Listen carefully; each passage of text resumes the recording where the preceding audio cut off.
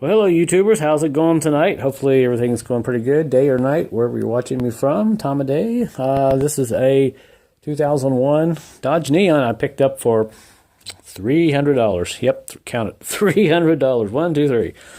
137,000 miles. And like the last one I had, this one's got a perfect body on it, hardly any rust whatsoever underneath it or anything. The problem is the lady was sitting in the parking lot, and the car just slowly died on her. And obviously we started looking for the timing belt first thing, because about 137,000 miles and timing belt's never been changed, and that happens. You can lose your timing belt. So first thing we did was a little inspection hole right there, and I don't know if you can see that. What's missing on the top of that gear? I don't see a timing belt. It's gone. So the timing belt has completely broken off. We think it's probably down in the bottom here somewhere. I've got the wheel off. It's probably wrapped around the bottom gear down there and everything. So we got the wheel off, got some jack stands under it. And I'm not going to make a complete thorough step-by-step video, but these Neons aren't too bad to change the timing belt on. So let's see, this is a 2001. And this is the 2.0 16 valve. Now, one thing we're a little concerned about is when timing belts jump, sometimes they have a tendency to bend the valves. These are, I believe these are interference engines versus the non-interference engines. When you break a timing belt on a non-interference engine, it doesn't hit the valves. But nothing right now has indicated that that has happened. I can turn the engine over on the bottom, and I don't hear any of the cylinders hitting any of the valves. So we're going to go ahead or I'm going to go ahead, I should say. I'm a solo guy tonight. We're going to go ahead and pull this plate off here and get these belts off. Eventually get that pulley off and get in there and look and see what's going on with that timing belt. See how much it's wrapped around that bottom gear. Hopefully we can save this engine. If we can, this is going to be a good running car for somebody, although, you know, the paint on all these Neons, they're all like that, but that's not a big deal to fix. So what I've done so far is basically go ahead and take this top bracket off here. A couple bolts there, a couple big bolts there, take off. I got a jack underneath it here. Let me grab my light real quick. I got a little jack under the engine right now, kind of holding up the bottom of the oil pan. You might want to put a piece of wood under your jack, because that oil pan is aluminum. You don't want to break it. But I just got it there just to kind of support it right now. Then, once you get all this off and out of the way, that's a 18 millimeter bolt there.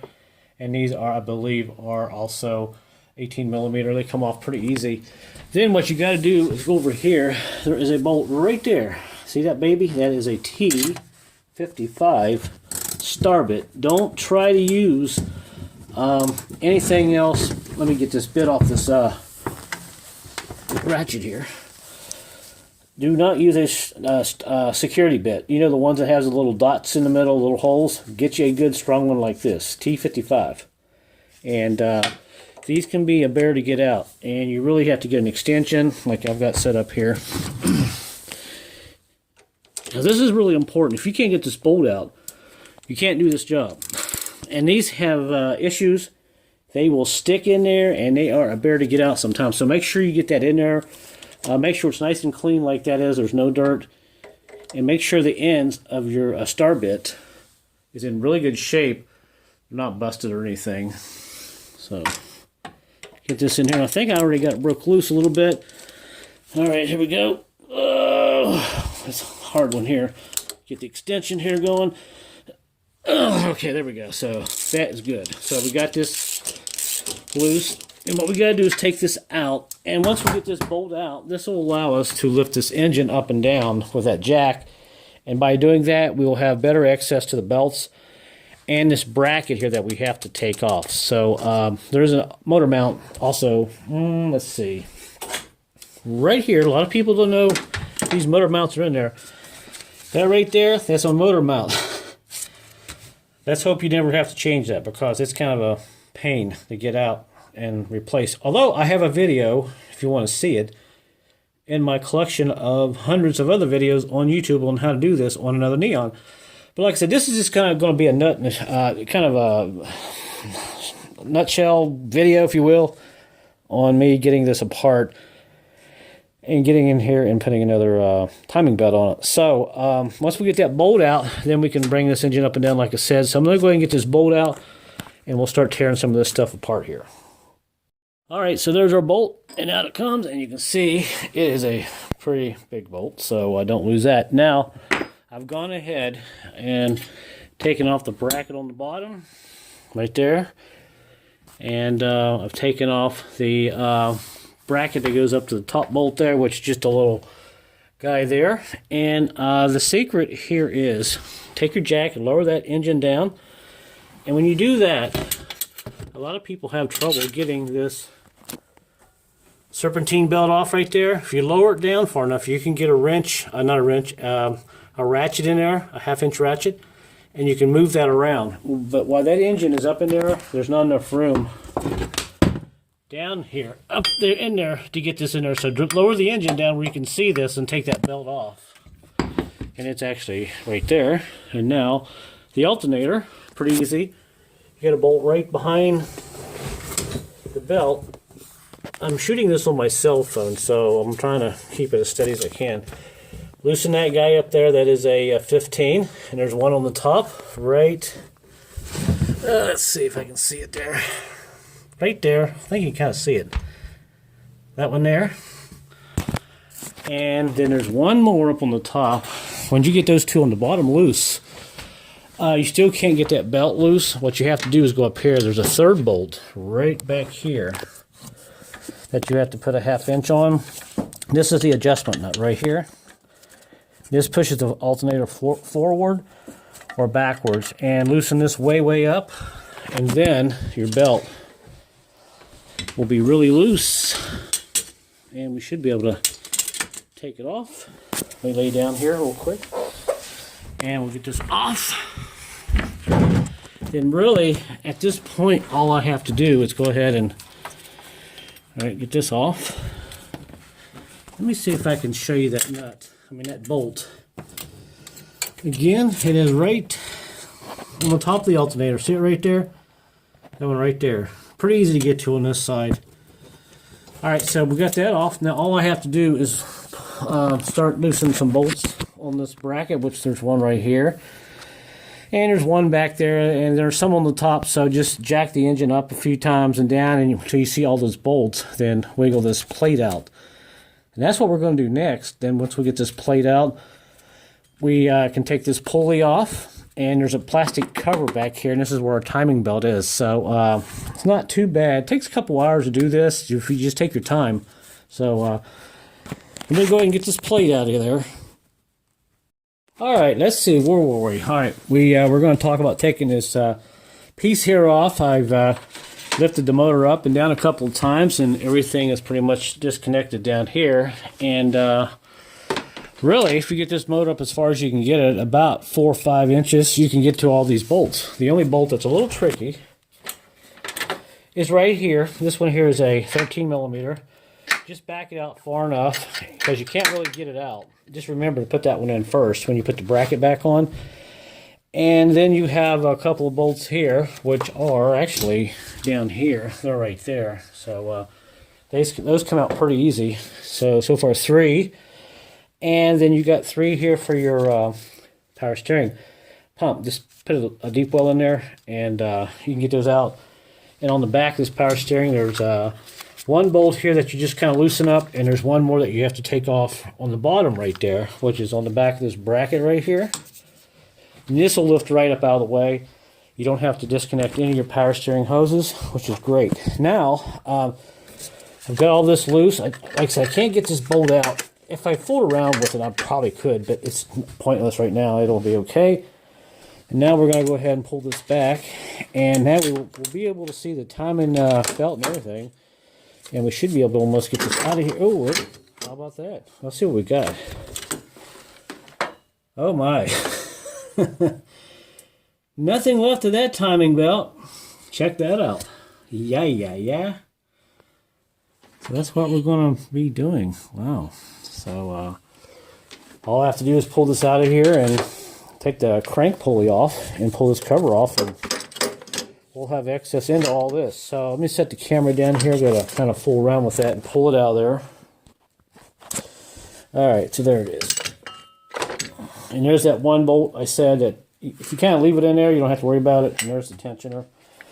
And man, it completely just pretty much ruined that belt. So we'll stick this back up here.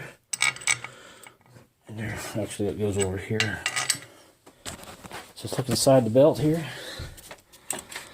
Yep, that's what happens when you lose a belt, I guess. It looked like it actually broke right off. Well, how about that? So at least I know it was a timing belt that broke. And at this point, I'll lower the engine down a little bit, and we'll take this crank pulley off, the bolt, and pull this cover off, and that's about all we can do until we order a new timing belt. So let's go ahead and do that real quick, and we'll end this video for part 1. And part 2 will be me kind of putting it back together and see if this $300 Neon will run. So like I said, it's hardly any rust. I mean, it's one of the cleaner Neons I've ever seen for 2001. So, all right, I'll be back here in a little bit. We'll see if we can get this cover off and the pulley and see what it looks like behind there and clean it up.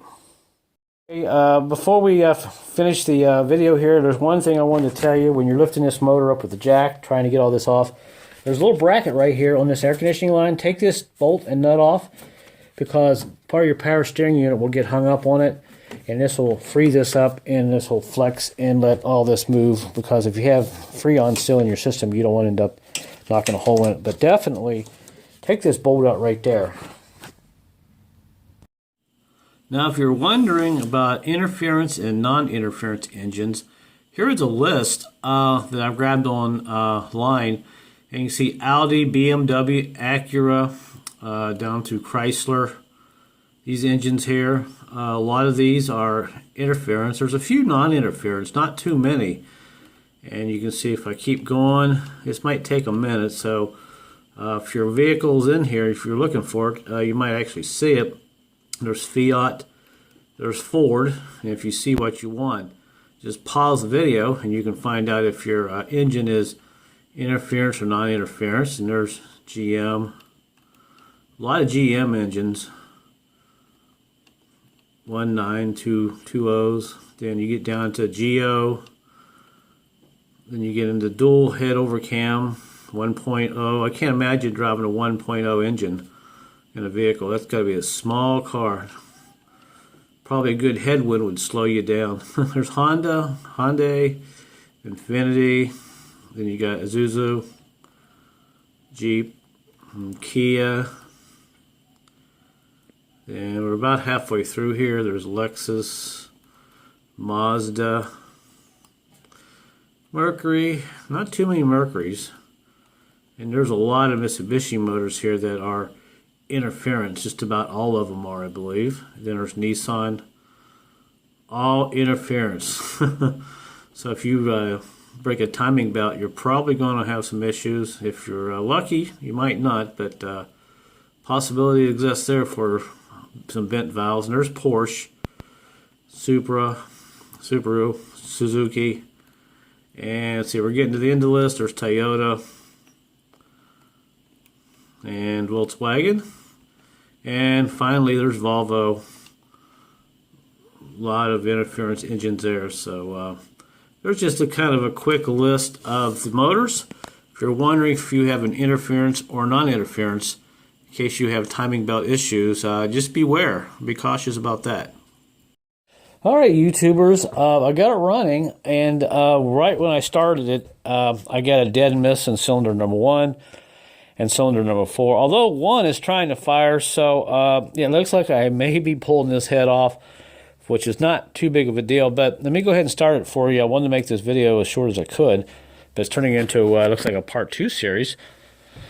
So let's go ahead and start it up. It will run. The reason I unhooked those two 1 and 4 is so the fuel would not get injected into the cylinders and burn raw fuel and just make a smelly mess inside my garage. So I unhooked these two fuel injector so we don't have any fuel, but it's running on the other 2 cylinders, which, you know, at least I can hear the engine run. And the engine doesn't sound too bad.